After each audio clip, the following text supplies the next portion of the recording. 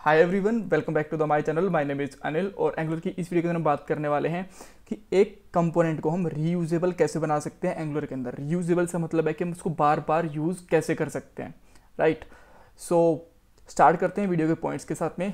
सबसे पहले आपको बता देता हूँ कि जो मैंने लास्ट वीडियो बनाई थी कि पेरेंट्स से हम चाइल्ड में डाटा कैसे ट्रांसफ़र कर सकते हैं, वो वीडियो भी इसके अंदर कवर हो रही है। तो वो वाला पार्ट मैं कुछ और आगे वाला पार्ट बनाऊंगा। वैसे तो मैं पिछले वाली वीडियो कोड भी उठा सकता था, बट हो सकता है पिछली वाली वीडियो सबने ना देखी हो, इसलिए मैं कोड स्क्रैच से करूँगा, राइट।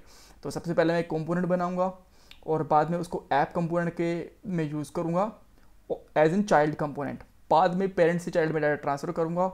और अब इस वीडियो का सही वाला काम शुरू होने वाला है कि मैं एक फॉर लूप बनाऊंगा और उसके अंदर एरे से डाटा ट्रांसफ़र करूँगा और दिखाऊंगा कि जो हमने डाटा हम चाइल्ड में ट्रांसफ़र कर रहे हैं उसको फॉर लूप के अंदर यूज़ करके उसको रीयूजेबल कैसे बना सकते हैं। सो स्टार्ट करते हैं। सबसे पहले मैं एक कंपोनेंट बनाता हूँ। सो कंपोनेंट बनाने के लिए मैं कमांड लाइन पे लिखता हूँ ng for generate, c for component और कंपोनेंट का नाम लेट्स से मैं मेरे कंपोनेंट का नाम रखता हूँ यूज़र। जैसे मैं इसमें एंटर करूँगा आप देखोगे कि 4 फाइलें क्रिएट हो गई हैं एक फोल्डर के अंदर, राइट। सो ये फोल्डर बन गया है इसके अंदर। अब हमें इसको यूज़ करना है app.component.html के अंदर। अब यूज़ करने के लिए आपको सेलेक्टर यूज़ करना होता है as an HTML tag, right. So just आपको यहाँ पे आना है और सिंपली यहाँ पे आपको लिखना है ऐप यूज़र, राइट। और अब जब आप यहाँ पे आओगे तो आप देख सकते हो कि हमारा जो चाइल्ड कंपोनेंट है यूज़र यहाँ पे आ गया, राइट। अब यहाँ पे इसके अंदर टेक्स्ट लिखा हुआ है। अब चाहो तो इस टेक्स्ट को चेंज कर सकते हो। अब मैं यहाँ पे लिख देता हूँ चाइल्ड कंपोनेंट,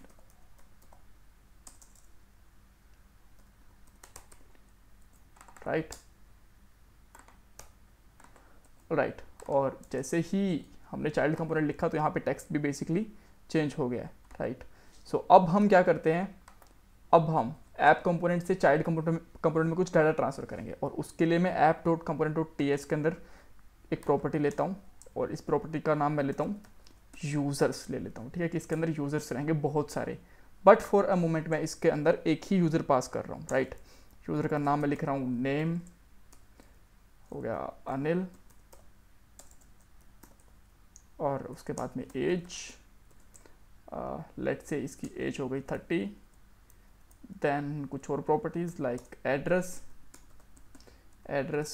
लेट से हम कर देते हैं नोएडा, राइट। सो इसके बाद में अब हमें को जब ये डाटा ट्रांसफ़र करना होगा हमारे चाइल्ड कंपोनेंट के अंदर तो हम यहाँ पे क्या लिखेंगे, एक प्रॉपर्टी बाइंडिंग के जैसे इसका नाम लिखेंगे। यहाँ पे लिखता हूँ मैं हीरो, राइट। और इसके अंदर मैं यूज़र्स पास कर देता हूँ। सो इसके अंदर मैं लिखता हूँ यहाँ पे यूज़र लिया है, यूज़र्स लिया है। बेसिकली मैं इसके अंदर इस तरीके से इसको पास कर दूँगा। अब यहाँ पे मैंने डाटा पास कर दिया, यानी कि पेरेंट का काम खत्म। पेरेंट ने तो अपना डाटा पास कर दिया। अब आते हैं चाइल्ड के ऊपर। चाइल्ड के ऊपर सबसे पहले आपको ts फाइल में आना है और यहाँ से इंपोर्ट करना है इनपुट भी, राइट। इनपुट एक्चुअली एक डेकोरेटर होता है, आप इसको कुछ इस तरीके से यूज़ करोगे @input और ये अपने आप में फंक्शन होता है। और यहाँ पे प्रॉपर्टी का नाम, अब प्रॉपर्टी का नाम यहाँ पे आएगा हीरो, क्योंकि जब हमने डाटा पास करा तो यहाँ पे हीरो प्रॉपर्टी डिफाइन करी थी, राइट। प्रॉपर्टी बाइंडिंग के अंदर इस बाइंडिंग के तो हम अब यहाँ पे आके हीरो लिखेंगे सिंपली इस तरीके से। और अब ये हीरो को जाके हम यहाँ पे प्रिंट करवा देंगे, राइट। अब मैं जो ये चाइल्ड कंपोनेंट है इसका मैं यहाँ से ये वाला कंटेंट हटा देता हूँ और यहाँ पे डबल करली ब्रेसेस लिख के लिखाता हूँ। अगर यूज़र्स में लिखूँगा तो आपको आउटपुट कुछ अजीब मिलेगा, जैसे ये विजिबल ही नहीं हो रहा। बट ऐसा क्यों, क्योंकि हमें अब जो इसके अंदर मिल रहा है वो नेम करके मिल रहा है, क्योंकि ऑब्जेक्ट अपने आप पे प्रिंट नहीं हो सकता, ऑब्जेक्ट की कीज़ प्रिंट हो सकती हैं, डिस्प्ले हो सकती हैं, राइट। लेट मी चेक, यहाँ पे कुछ और प्रॉब्लम भी हो सकती है। ओके, डाटा नहीं दिख रहा। कई बार ऐसा होता है कि हमें एक कंपोनेंट बनाने के बाद उसको जस्ट रीस्टार्ट करना होता है।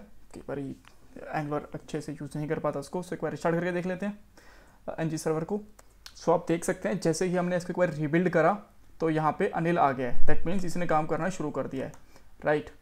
और अगर आप इसी तरीके से यहाँ पे एज लगाओगे तो आपको यहाँ पे एज भी दिख जाएगा, परफेक्ट। सो अब मैं अभी के लिए तीनों को प्रिंट करवा लेता हूँ, राइट। तीनों यहाँ पे मैंने एज भी प्रिंट करवा दिया, यहाँ पे नेम भी प्रिंट करवा दिया और मैंने एड्रेस भी प्रिंट करवा दिया। तो आपको तीनों चीज़ें पैराग्राफ में एक पैराग्राफ में दिख गई होंगी, राइट। बट ये तो हमारे पास एक यूज़र है। अब हो सकता है ना हमारे पास बहुत सारे यूज़र हों जो हमें चाइल्ड के अंदर ट्रांसफ़र करने हो, राइट। सो लेट्स से कि अब यहाँ पे पूरा एरे है मेरे पास ऐप डॉट कंपोनेंट के अंदर। तो जो ये प्रॉपर्टी है इसको मैं एक एरे के अंदर ले लेता हूँ इस तरीके से। अब ये एक फर्स्ट एलिमेंट हो गया, अब ये सेकंड एलिमेंट हो जाएगा और ये थर्ड एलिमेंट हो जाएगा, राइट। यहाँ पे है पीटर, इसकी एज है 20, एड्रेस है दिल्ली, ब्रूस एज है 24, 25 और एड्रेस है गुड़गांव, राइट। सो अब जब आप इसको देखोगे तो ये काम नहीं करेगा यहाँ पे, क्योंकि अब तो ये एरे हो गया ना। तो अब हमें क्या करना पड़ेगा, एरे को ट्रीट करना पड़ेगा। अब उसके लिए इस कंपोनेंट के जस्ट बाहर में एक डिव बनाऊंगा, राइट। इसको रीयूज़ करने के लिए हम इसके बाहर एक डिव बनाएंगे, इसके अंदर रख देंगे और डिव के बाहर मैं यहाँ पे एक सिंपली लिखता हूँ *ng4, राइट। और वो क्या करेगा, एरे को इटरेट करेगा, let data of users, right. और डेटा ये इसके अंदर पास कर देता है सिंपली इस तरीके से, राइट। तो अब आप देखोगे कि ये यहाँ पे जो डेटा है वो आपको 3 बार दिख रहा है, राइट। सो एक बार ही नोएडा के लिए, एक बार दिल्ली के लिए और इसके बाद एक बार इसके लिए, बट ये हमें अच्छे से कंपोनेंट रीयूज़ होता हुआ नहीं दिख रहा।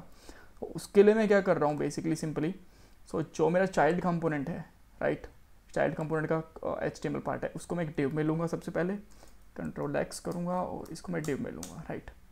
और इसके मैं चाहूँ तो एक क्लास रख सकता हूँ, इसकी क्लास का नाम मैं रखता हूँ क्लास बॉक्स। और अब मैं स्टाइल वाले के अंदर यहाँ पे आऊँगा और लिखूँगा यहाँ पे बॉक्स, और बॉक्स के अंदर मैं बताऊँगा background colour, let's say background colour है हमारा स्काई ब्लू, और पैडिंग दे देते हैं हम कुछ, लेट्स से पैडिंग हमने 10 पिक्सल ले ली है, ओके। और इसके बाद में एक कलर हम लोग रख लेते हैं वाइट, राइट। और अब हम यहाँ पे आते हैं तो आपको छोटे छोटे 3 बॉक्सेस दिख रहे होंगे। तो ये एक कंपोनेंट है जो ब्लू वाला दिख रहा है आपको, क्योंकि हमने इसके अंदर स्टाइल करी हुई है, राइट, यूज़र के अंदर। अब थोड़ा सा और सही दिखाने के लिए आप चाहो तो और कर सकते हो चेंजेस। लेट्स से कि अब जो मेरे पास यहाँ पे पी टैग्स हैं कंपोनेंट के अंदर, राइट, ये वाले, इनके ऊपर मैं थोड़ा सा स्टाइल अप्लाई कर देता हूँ। तो यहाँ पे पी टैग के ऊपर लिखूँगा डिस्प्ले इनलाइन ब्लॉक कर देते हैं इसको, राइट। और पैडिंग में फिर से इसकी 10% दे देता हूँ अभी के लिए। और जैसे मैं इसकी पैडिंग दूंगा 10%, तो अभी आप देख सकते हो कि थोड़ा स्पेस तो आ गया, बट यहाँ पे थोड़ा और चाहिए। मैं यहाँ पे मैं इसके नीचे मार्जिन दे देता हूँ, मार्जिन बॉटम, और ये देता हूँ मैं 20 पिक्सल, राइट। और यहाँ पे भी थोड़ी सी पैडिंग दे देता हूँ पिक्सल के अंदर। तो आप देख सकते हो कि हमारा एक कार्ड बन गया, सेकंड वाला कार्ड और थर्ड वाला यूज़र, इस तरीके से। तो हमारा एक कंपोनेंट 3 बार रीयूज़ हो चुका है, राइट। अब आप कह सकते हो तो हम नॉर्मल भी लिख सकते थे ना, जैसे कि ये वाला कंपोनेंट है।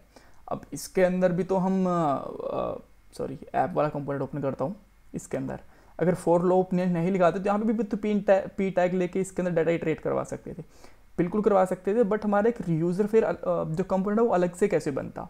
अब ऐसे तो एक पेज के अंदर बहुत सारी फंक्शनैलिटी होती है, सारी की सारी फंक्शनैलिटी हम हज़ारों लाइनों कोड एक फाइल में तो नहीं रखेंगे ना, थोड़ा सा ही कोड रखेंगे, 200-300 फाइलों का।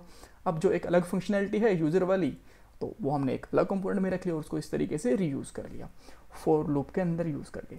सो ये था कि हम ये कंपोनेंट को रीयूज़ कैसे कर सकते हैं। मैंने एक एग्जाम्पल बताया आपको, और कुछ कन्फ्यूज़न हो आपको तो मुझे कमेंट बॉक्स में पूछ सकते हो। चैनल को सब्सक्राइब करना, वीडियो को लाइक करना मत भूलिएगा। Bye bye, take care.